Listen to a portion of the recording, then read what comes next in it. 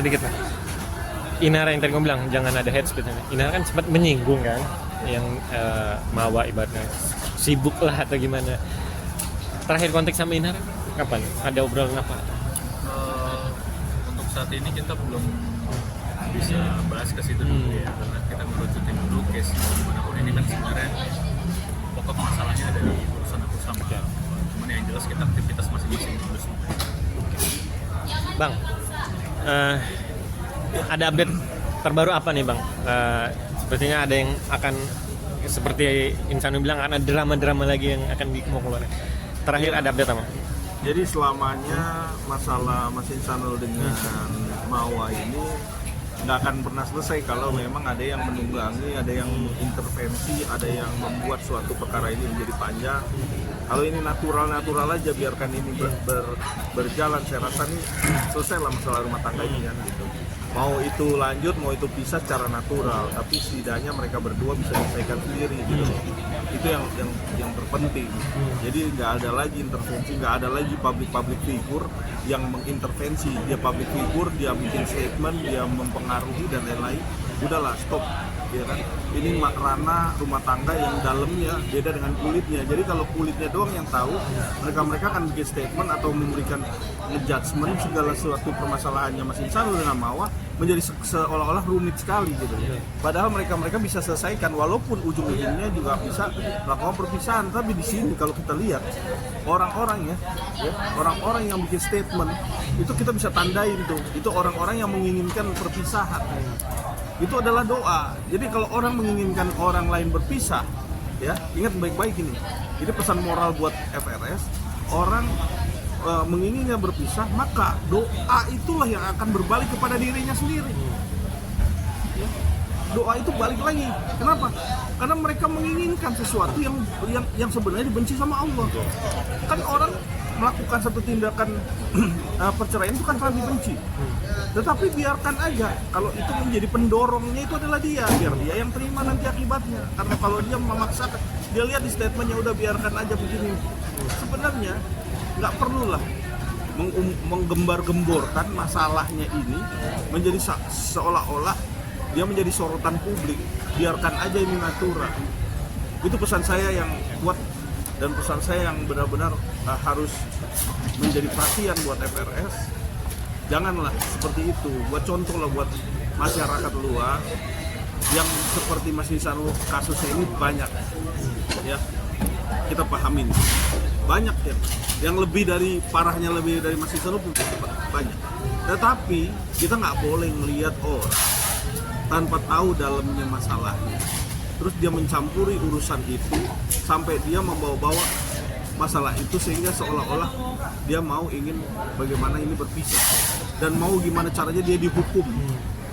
Emang kamu punya negara ini punya kamu kan? Bukan, biarkan aja, natural aja. Kalau tuh Mas Insanul harus sampai di ujung, biarkan. Kita sama-sama kan, sama-sama mengawal kasus ini. Jadi jangan bikin hal-hal seperti itu. Nih berkali-kali nih kalau kita lihat nih, dia bikin statement, dimintain pendapat, isinya begitu tuh, isinya begitu lagi, dan terakhir kemarin bikin lagi nih statement di stasiun TV ya, kalau nggak salah stasiun TV, isinya pun begitu juga. Gimana caranya supaya udah kamu cari aja laki-laki lain, jadi masih banyak yang lebih. Ini buat contoh, jadi orang public figure harus menjadi orang yang menjadi panutan, ya. Kenapa? Karena ini rumah tangga, nggak bisa disampurin. Nggak bisa kamu masuk terlalu jauh, suruh orang pisah, suruh orang dihukum. Emang kamu siapa? Hati-hati bicaranya. Ini saya pesankan lagi, hati-hati bicaranya. Bang, right. Update-nya, abang besok akan ke Mabes dan ke Polda, itu apa Bang? Ya tentunya kita ke Mabes Polri adalah meminta laporan kemajuan. Karena ya informasinya bahwa terduga ya dari A, terus istrinya A, terus P katanya sudah dipanggil dan sudah hadir. Kita katanya seperti itu. Nah, terus V juga M juga sudah udah dilayangkan panggilan dan rencana akan hadir di hari Rabu atau Kamis. Nah kita lihat nih, setelah itu ya polisi harus mengambil satu tindakan tegas. Buat apa? Buat meminta satu keadilan, ya, biar agar proses hukum ini menjadi proses hukum yang benar-benar qualified dan berbobot. Apa berbobotnya? Karena kalau kita lihat di sini, pasal yang disangkakan illegal access ini adalah pasal yang benar-benar masuk dalam unsurnya, ya, mengambil tanpa hak. Itu dulu. Terus yang kedua, siapa yang ikut serta di dalamnya. Yang ketiga, nanti ahli akan menilai ini, karena ini pasti ada ahli. Kalau dalam proses hukum ini, ahli akan menilai apakah keterkaitan daripada pengambilan CCTV itu dan objek laporan yang sekarang di Polda Metro menjadi satu proses yang dinamakan adanya satu proyek, dan akhirnya ada duit di situ. Nah, itu juga harus dibuka. Karena kita akan berimbang. Kenapa? Kalau nanti tidak berimbang, tentunya kita lakukan upaya yang tegas adalah melakukan gelar perkara khusus. Kenapa? Karena kita mau masalah ini sesuai dengan kerangkanya peristiwa. Ya, kita akan lakukan dumas. Kalau dalam hal ini tidak ada yang namanya objektivitas dalam proses keadilan hukum. Karena di dalam materi hukumnya, kalau kita udah lihat kerangkanya, tentunya pihak kepolisian saya rasa nih, saya yakin juga, ya, pihak Mabes Polri, Dirtipid Cyber Mabes Polri mengambil langkah tegas untuk membuat tersangka atau memberikan efek jerah terhadap orang-orang yang melakukan tindakan ini. Untuk apa? Untuk menjadi satu contoh, ya, untuk menjadi contoh. Karena kasus ini tentunya banyak juga orang yang melakukan tindakan ini. Karena bukan cuma mengambil aja, tetapi ada di situ satu unsur yang dinamakan tindakan-tindakan direncanakan. Kenapa direncanakan? Ini pahamin dulu, direncanakan. Kalau nggak direncanakan, dia mengambil terus langsung masukin ke pihak kepolisian. Tetapi dia begitu mengambil, dia simpan dulu selama 2 bulan lebih. Nah, inilah pokok masalahnya. Ya, di dalam proses hukum tentunya in criminalibus probationis badan eseluci larules itu adalah hukum itu harus terang. Ya, hukum itu nggak boleh gelap. Hukum itu juga nggak boleh abu-abu. Hukum itu harus terang. Terangnya kenapa? Peristiwanya terang, motifnya terang. Ini paham ini. Ini penting sekali. Karena kalau cuma dipotong-potong, kita pasti meminta perlindungan hukum dong. Ya, Insano juga Inara sebagai pelapor meminta perlindungan hukum. Buat apa? Buat masalah ini menjadi contoh. Besok-besok ada masalah ini lagi. Ya, proses hukum ini. Kalau ada peristiwa ini, tandanya oh ada pemaaf di sini, ada unsur pemaaf, ada clearance di sini, ada dipotong. Nah, inilah yang kita nggak mau terjadi hal ini. Jadi saya mohon proses hukum di Bareskrim kita minta agar bisa dilakukan secara baik dan adil. Kenapa? Karena saya nggak mau apakah di sini ada orang-orang tertentu, apakah ada backingan. Kita lihat aja nanti. Kalau nanti ini benar-benar natural, tandanya polisi begini nih, bagus. Iya dong. Bagus, ini patut kita contoh. Karena apa? Ini ngebuka satu tabir.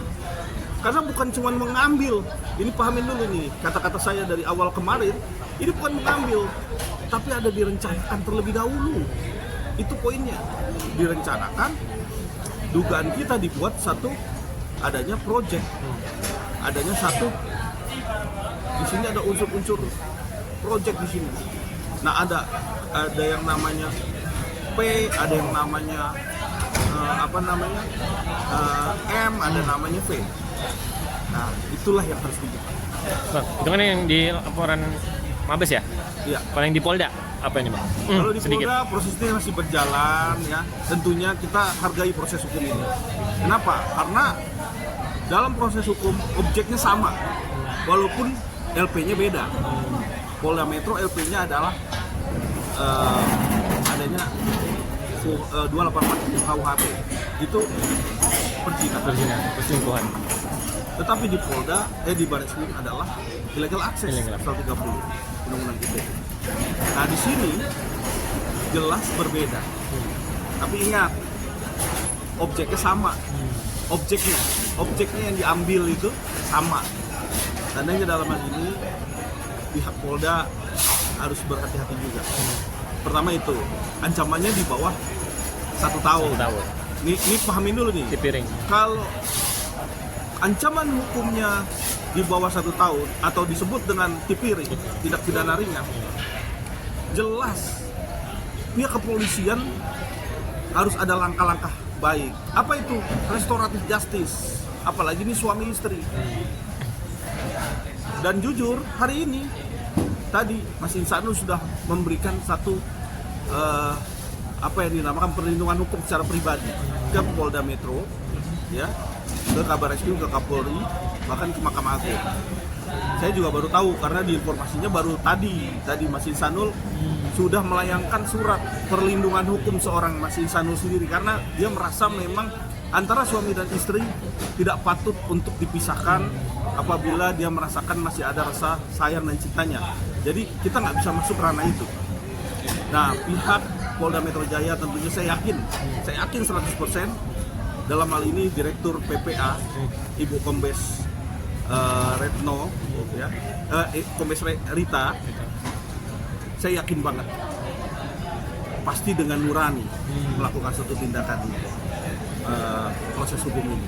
Kenapa nurani? Karena pertama, kalau proses hukum di bawah 1 tahun tentunya untuk apa mau dipanjangin karena Mas Insanul sendiri masih berhubungan suami istri walaupun ada gugatan cerai. Tapi tidak seperti itu juga. Gugatan cerai tidak menghapuskan orang untuk bisa menghapuskan dalam proses hukumnya. Orang pasti bisa untuk melakukan perdamaian. Orang bisa melakukan untuk bisa rujuk kembali. Enggak. Bisa aja, kita banyak contoh-contoh lain. Makanya bisa diambil sebagai jurisprudensi ataupun mana yang menjadi putusan-putusan yang sekarang sudah berjalan. Tentunya Ibu Direktur, Bapak Kapolda yang saya hormati, dalam hal ini dalam proses hukum secara baik biarkan lakukan yang terbaik. Kita nggak menguji lagi karena kita harus menyerahkan semua ke pihak kepolisian. Biarkan pihak kepolisian ini melakukan tindakan secara humanis dan benar-benar melakukan dengan adil dan bijaksana dalam proses pengembangan masalah maupun penyelesaian masalah. Jadi bukan dikembangkan saja untuk didorong-dorong untuk orang ini menjadikan tersangka, bukan itu poinnya. Tetapi bagaimana selesai masalah ini, karena ini di bawah 1 tahun bukan tindakan berat. Jadi kita lihat di sini walaupun ada yang memaksakan public figure memaksakan orang suruh hukum biar tersangka masuk bui, udah nggak usah dengerin itu. Yang didengarkan adalah mereka berdua ini bagaimana caranya supaya bisa berdamai yang dengan baik, ya. Karena ini ranah suami istri. Saya bukan mau mendorong-dorong orang suruh bisa ketakutan proses hukum. Kita udah paham semua tentang hukum. Bagaimana dia dihukumnya berapa lama dan bagaimana. Tapi saya rasa inilah yang terpenting. Terakhir, Insanul, apa yang membuat kamu minta perlindungan di Polda? Apa yang membuat kamu mendorong minta perlindungan? Yang pertama karena kemarin itu saya udah ketemu sama anak juga. Saya satu aja saat lihat orang tua yang bareng-bareng. Bisa bareng-bareng lagi. Salah satu yang paling kuat itu sih. Saya ingin mengajukan perlindungan hukum. Penundaan pospon. Saya sendiri yang mengajukan ke beberapa tempat, Bapak Kapolri, Bapak Kabar Reskrim, Bapak Kapolda, Dir PPA,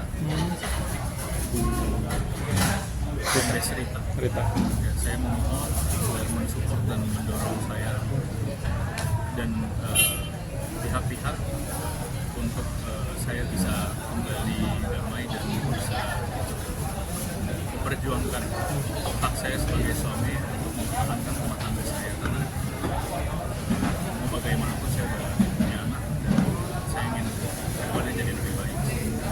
Dari kamu yang dalam yakin akan dikabulkan? Insya Allah kalau untuk tujuan yang terbaik saya berharap seperti itu. Terakhir.